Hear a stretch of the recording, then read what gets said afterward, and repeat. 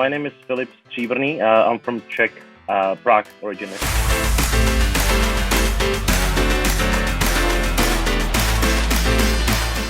I've been in London for about 10 years now, currently working in Chotto Matte in Soho as a bar manager. It was a various journey, I would say. Like I tried many different places, many different style services, many different locations. So when I first came to London, I started in London Cocktail Club in Shoreditch, which you probably know is a high volume party cocktail bar. So that was the kind of place when you as a bartender would end up dancing topless on a bar top, on Saturday night. After that, I moved to Duck and Waffle on Liverpool Street. So that was, again, a completely different experience. Like Richard Woods was leading the cocktail scene there at the time. So his approach kind of inspired me. And I'm kind of following that same philosophy going forward. It's all about flavor infusions and simple presentation. In cocktails for me. So that's the style I took on as well after that. Then I moved to Novikov in Mayfair, which I've been a head bartender in the lounge downstairs for a while, which was fun. Again, completely different, seeing completely different clientele there in Mayfair. Then I got the opportunity to open Alpine style restaurant called Heritage, which is on Rupert Street still. Again, a completely different experience. It was my first really restaurant bar I joined at the time, and I had an opportunity to write the menu and open the place from day one. Then COVID happened, as we all remember, and we all had to close. It was a fairly fresh business, so obviously many of us been let off at the time, and I found myself in a company called Lollipop, and I was running their Chelsea branch for a year there. They are known for immersive experiences. You might have heard about the Bletchley, which is the Second World War cocktail bar. Immersive experience there in the basement, which I wasn't really involved myself in. I was more running the casual bars upstairs and stuff. And then during lockdown, I got to bottle cocktails, as many of us did, at the time. And that was a lot of fun. Again, completely different skill set I got to learn there, about how to bottle and what you can put in a bottle, how to preserve it and that sort of thing. So I found that a lot of fun at the time. And after I joined Homeboy for a while, their new branch in Battersea, you might have heard about the Irish cocktail bar. And after that, I got the opportunity to join Chotto Matte, which was very exciting. Because I joined in February last year, so it's going to be a year almost now.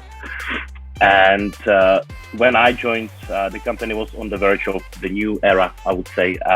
We went through rebranding. We did major refurbishment in Soho, which is the flagship, which has been there for about 10 years now. And it got well-deserved makeover. And we opened a couple new sites last year. One of them was here in London, the Marylebone branch.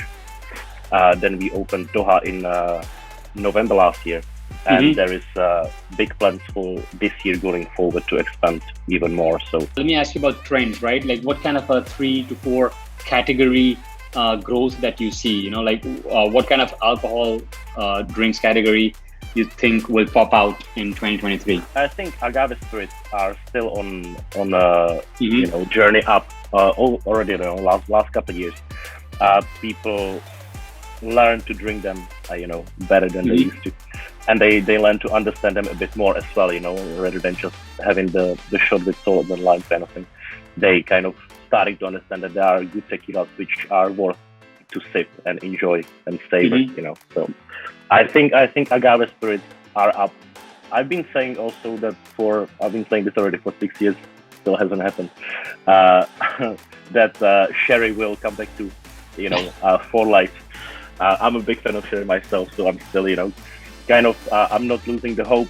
We as a bartenders, many of us like to use sherry as a modifier in cocktails, so at least that's happening. Yeah, I still believe that sherry will come back one day, I had an opportunity to go to Jerez once a couple of years ago, and it was just wonderful, order a bottle of Fino and eat some charcuterie and drink sherry. What about the cocktails? What are the 3 cocktails that you think will sell the most in 2023 in your particular bar, let's say? What are the 3 top selling cocktails for 2023? Right. So in my bar in particular, when I look into our signature drinks, the menu we put together, we relaunched in September after the refurbishment with the new list.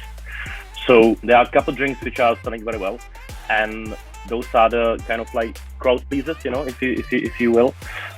One of them is called kakigori. It's a frozen drink coming from the ice cream machine, and it's basically a take on lychee martini in a way. It's based on vodka with some lychee liqueur, lychee juice, yuzu, which goes very well with lychee, and a little bit of sus, which is the gentian aperitif, just to balance the flavors. So that's kind of like, it's very enjoyable drink cocktail. That's definitely going to be one of our best sellers going forward in my place, I'm sure. And then a couple drinks kind of feel familiar with, like when you have the description in the menu, and it's a long gin-based drink, you can kind of expect that drink to sell, and it's like it's a tasty, refreshing, and easy to drink, easy to enjoy cocktail. So that kind of things.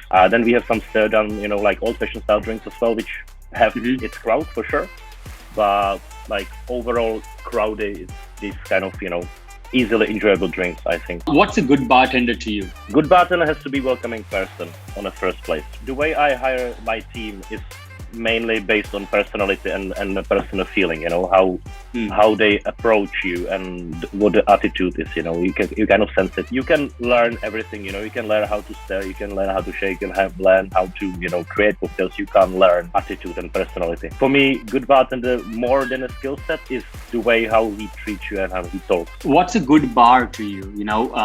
Personally, let's say when you go out, how do you define a good bar that you think, hey, you know what, that was a good bar? Again, it's more about the feeling you get, than the product itself. Like for me, good bar, you need to feel welcome. You need to feel looked after. You need to feel being part of the family, if you will. I have couple favorite bars. I don't know if I can name. I will. My 2 all-time favorite bars in London is Cocktail Trading Company in Shoreditch. I've known those guys for ever since I'm in London, really. And every time I walk in, I feel welcome. And that's like every single person who works there is just a wonderful person on a human level. And that just make you feel good, every time you go there. The second bar is Swift, for sure.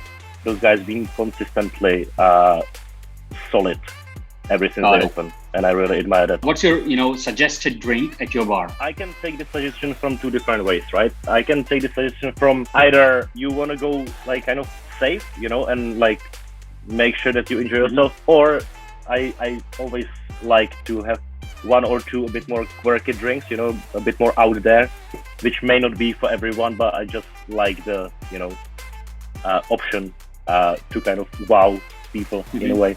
So for me, it would be 2 drinks. The one which is like everybody loves and you can't go wrong with that. It's called El Camino. It's based kind of on mezcal and tequila, again coming back to the agave spirit, with a little bit of rosé vermouth, and we do hibiscus and rocoto syrup. So it's kind of like, it has a little zinc in it. It's a long drink, so it's very easy to drink. It's just zingy, floral, a little bit spicy, delightful. Sounds good. Sounds tasty. You can't go wrong with that. And then the second one, which is one of my locals, our menu in Chotto Matte is kind of split into 2 sections. The main section is the Tokyo to Lima, which is our global cocktail. It's how our global bar manager Gabo like to call it, the McDonald's menu, which is same all over the world. And then we have our local section, which are 4 cocktails, which are signature for each and every location. So I got to make our 4 in Soho. And one of my favorite drinks there, because it's so quirky, called Carmine. It's kind of, again, coincidentally based on tequila and mezcal, but it's a highball made with coffee and a cherry soda. So it's kind of like something you don't really see everywhere. I wanted to do like some drinks with coffee because obviously being in Soho and the whole espresso martini history there. But I didn't want to go with espresso martini twist, which everybody does. So I did kind of like fruity coffee, whiskey, tequila highball, which I think is delicious. Again, like I said, it may not be for everybody, but I love the drink. You are closing a bar it's 11 o'clock and you want to go home and one guy is drinking at the bar. What is a good way to say, hey, buddy, we're closed? This really depends on the person. Like you need to understand who he is and why is he still there, kind of thing.